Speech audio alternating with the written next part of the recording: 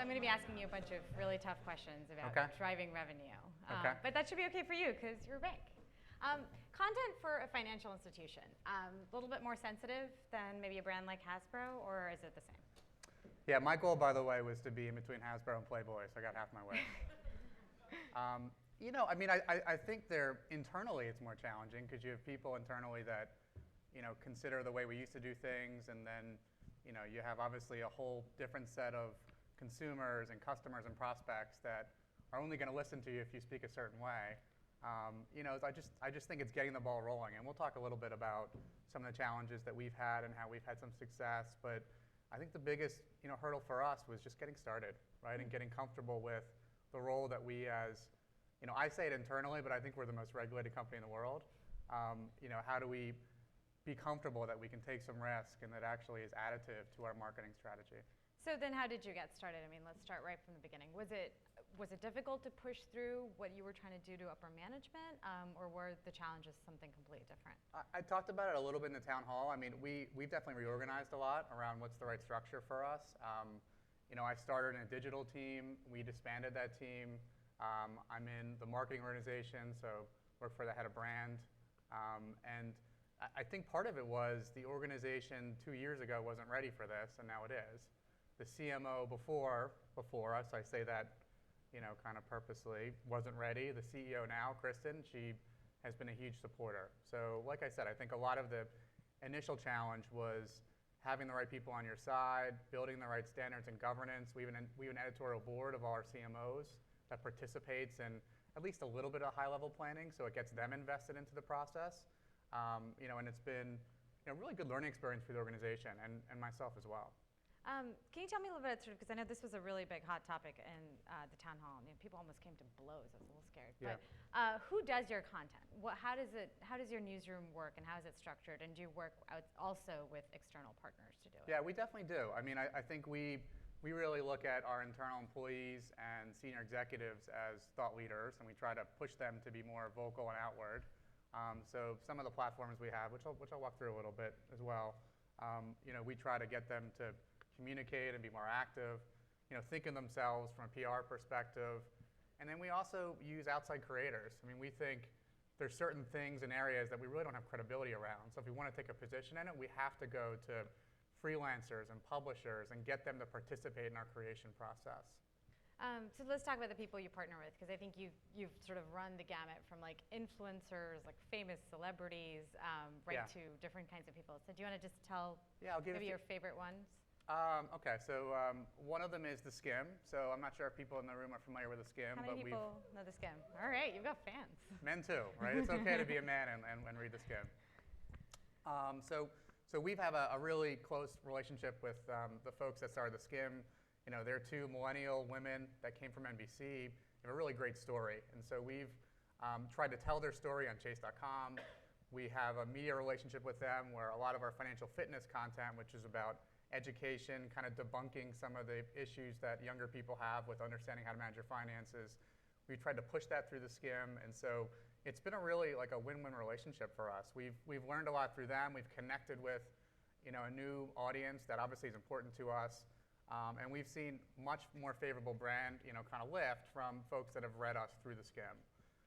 We also have tons of great sponsorships. So if you watch the US Open in a few weeks, Chase and JP Morgan are all over the place in that event. And so we've always had a really good on-site presence there, but one of the things we started to do is become much more thoughtful about how we cover that digitally. So that we have a site, chase.com/US Open. We used to always do those things through the USTA. We have stories that we've created on past winners, on Serena Williams, on the renovation of the facility. And we've done a lot of those things as well with our other sponsorships and our other partners and venues. The Knicks, the Rangers, the Lightning. You know, there's a treasure trove of people and organizations that we can tell stories about and give inside access to that really comes across as interesting. I'll give you one example around the Rangers and Lightning is we sponsor both of them, and so, I mean, Lightning kind of struck, no pun intended, that they met in the playoffs, and we were already building features on former captains, the fan centers that each of the organizations built. And so as we got closer to that meeting in the playoffs, we just started promoting it more and more and just saw great engagement because we're giving inside access to how the organization works, how they engage fans, comparing and contrasting those things. And then my last favorite example is LeBron James. So LeBron James is actually a client of ours in different ways, and so we're able to get really good access to him. And I think he looks at us and says, Chase can tell a different story about me than ESPN can. So we have a great piece on chase.com around LeBron James, his foundation, how they're benefiting kids in Akron around education, around poverty, et cetera. And it's one of our better pieces because a lot of these things are not about Chase. Chase is in the background, and I think that's a huge progression we've made around being more subtle, being more thoughtful, and just being a great storyteller. I feel like that is really subtle because going back to the US Open example, so I mean, what is the relationship? Because I can see the LeBron James relationship, right? It's a little bit more clear. It's A, he's a client, and B, there's a little bit of a financial thing there. Like, oh, maybe you use some of your money for charity, or maybe you help LeBron James out and whatever his. What is there a connection with the US Open that's so obvious, or do you prefer to keep it more subtle? No, I mean, we're a sponsor there, so obviously I think the expectation from people that attend the event is we can provide something incremental than just our name on the net. And we get a lot of access to. Tracy Austin was one of the former winners. That there's a piece as well that we built on, what's happened to her in the last 25, 30 years since she won the U.S. Open at 16. I think we're also trying to take our sponsorships to a level where we try to look at how do we bring in conversation around the event, how do we participate in that. So in the U.S. Open site that I mentioned, we're going to have a campaign that's starting in the next 2 weeks around Master the Open, and it's a lot about fans sharing their favorite moment around the U.S. Open. And I just say these things not because that's different than what goes on in the world and we're all used to seeing, but it is so different for JP Morgan Chase to really take an active role there. Yeah. And there's a lot of work. I mean, blood, sweat, tears, for folks on our teams to position why that's important. But I think, we in this room, we know why that's important. Those are opportunities that you have as brands to play a much more active role. Yeah. So this came up in the town hall a little bit because something like this, I mean, how do you sort of differentiate campaigns and advertising from content? Because I think there are a lot of people who while it's a part of marketing, it can't be the same thing because that defeats the purpose. Content comes from a different place, supposedly. How do you guys think of it overall? Well, I think our brands, still think of them as campaigns, if I'm perfectly honest. I think if you aggregate all those campaigns between like a Sapphire, our mortgage group, JP Morgan as a brand, you can start to create a real program. But I just think the testament is, are you building enough content where it is always on, where you're able to supply, your social channels, where you're able to be, highly ranked in search, and we're registered with Google News, so we show up organically in search. Not many brands have done that. And I think the testament is, are people staying tuned? Are they coming back? Not just where are you placing it and how are you paying for it, but are people actually listening to what you have to say? So what about measurement then? I mean, because you guys just overhauled the chase.com homepage. Yep. You've kind of put that content really front and center. Yep. I mean, it's like if you go to the homepage, sort of one of the first things you see after logging into your account or whatever is like all these stories. Still important to the company. Yeah. Which is a little bit. But so how does that? I mean, is it working? How do you guys measure? So we relaunched our homepage about 2 weeks ago. There's a section on it called News and Stories. Mm-hmm. So we've had that site up for, I guess, about 10 months. It's chase.com/news. And so I think just getting the right to be on the homepage internally, again, was a huge accomplishment. It's only been 2 weeks, so we've definitely seen a really big uptick in the amount of traffic we've had. But one of the really good things we've done is we measure for each piece of content how many views, how many shares, how many leads are created, right? So we're really trying to get to what is the ROI of our content. When we spend $50,000 for a video or $500 for a freelancer to build an article, what is the ROI of that? How do we think differently about those, and where do we position them? Chase is interesting. I mean, our homepage gets 35 million uniques every month. Our mobile app gets 21 million. Our social properties have over 6 million followers. So it's not a matter of us getting bigger audiences. It's a matter of us thinking about what can we do to keep them there, to keep them engaged. How do we introduce surprising and interesting moments to them that they might not expect? And I think, quite truthfully, any financial service firm will say they might not want that from you, right? So it's not everyone that's a buyer of that. And but that's how the internet works. You discover things you want, you pass on other things, and I think we're just happy to start to play that kind of role. Well, let's talk about that, because I like talking about failure as much as success. So what was sort of one thing that you found it just did not work, your audience just didn't want? In terms of content or topics? Yeah, I mean, listen, I still think we found that the topics that do connect to our products, things like small business, tips, kind of insights, education, financial fitness, where, we used to release surveys and polls through press releases. We're now trying to do it through stories.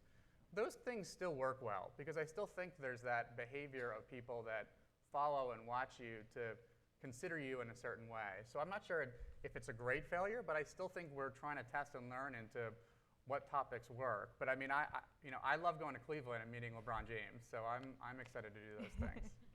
I don't think there's anyone in this room who doesn't like doing that. Talk to me a little bit about sort of where your content lives other than the one part we've talked about, which is news and your own site. Yep. Do you guys syndicate? Do you guys go outside? Yeah, so I mentioned it before, and I would say, Chase.com is our biggest, website, quote unquote. I mean, a lot of our brands, Sapphire, Freedom, Slate, all the credit cards, every single product still has their own landing page, and we're always rethinking what's the right presence for them to have. But the way that we've distributed our content, especially centrally, where we maintain a lot of ownership over it, has been really through search, social, and syndication. I mentioned before, but search is really interesting because we were able to get registered with Google News, so we're showing up a ton organically. We're seeing 50% growth pretty much every month for the last 4 or 5 months. And it's not just interesting the traffic you get, it's interesting who you show up next to, right? So if we sponsor, a startup week in Dallas and we're showing up next to a local publication, or, we are releasing a survey, but we don't know how to distribute it, and we show up next to the term mortgage anxiety, right? I mean, those are all great ways to introduce yourself, and I think we do talk a lot, I think in the industry, not just JP Morgan Chase, about owning your own voice. And so, I think this is a way for us to just own our own perspective around how we contribute to some of those conversations. Social, I mean, I think good content is shareable by its very nature. I mean, if you look at the Chase Facebook page, you will see some of the most critical comments. So it's really hard to please, kind of that audience.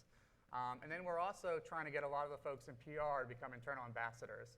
So we have technology that basically shares our content with them and really encourages them to share out that content. Because it's not through brands that people are going to discover it. It's always going to be through the people, et cetera. And syndication for us is very new. I mean, I think we're used to big paid media relationships. And so syndication, I think the critique internally sometimes is, is that the right placement for us on a site? Do we need to be higher? Are people comfortable with that? But I think it's a great way we've seen to really, again, introduce ourselves into conversations we wouldn't, and places that we wouldn't otherwise go. I mean, I think it's definitely true that you have to fish where the fish are, and I think we've done a much better job, kind of getting there in the last couple months. Have you ever shown up next to something maybe you don't want to show up next to? Yeah, our legal and compliance people were always worried that we would show up next to Kim Kardashian, right? I mean, that was always the worry.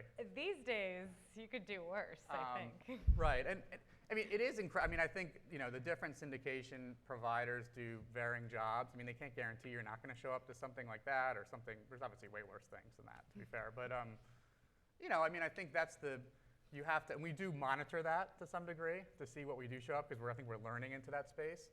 But I think you have to take a leap of faith that showing up next to something that maybe doesn't perfectly align to your brand, it's not the end of the world, right? And I think that's where the leap of faith has come, where there's just more of a trust in that we can test and learn a little bit, that we can fail and get up, et cetera. I think that's been a huge progression. I've been at Chase for 3 years, so I've just seen the whole organization change around me in a really positive way. Cool. We have about a minute for questions, and we have a couple of mics. This one right there. Hi, we've talked a lot about success and failures today. So going into a new content or a new platform for you, do you have those conversations of what those success metrics are on the front end, and then what happens if at a certain benchmark you don't meet those? Yeah, I mean, I think financial service firms, you'd think they'd be great at creating targets, but I still think maybe you don't have a great sense before you start of what those things would be. We just launched a Pinterest page last week, so we're probably really late to the game to some degree. So we always have targets for things, but I frequently see us kind of calibrating that as we go forward and just learning a lot. But I mean, I think the best predictor of the future is your history, and so we've definitely seen the ability to track, the number of leads that come from a piece of content. That's really compelling internally, right? Because we have so many things that we do around digital that aren't, kind of measured that way, and so that's been a really good carrot for us to position around the organization, not just for ourselves, but for some of the folks that manage the social channels as well, because I think they struggle with the same issues. Cool. Well, that's about all the time we have. Brian, thank you so much. Okay. This was great. Thank you.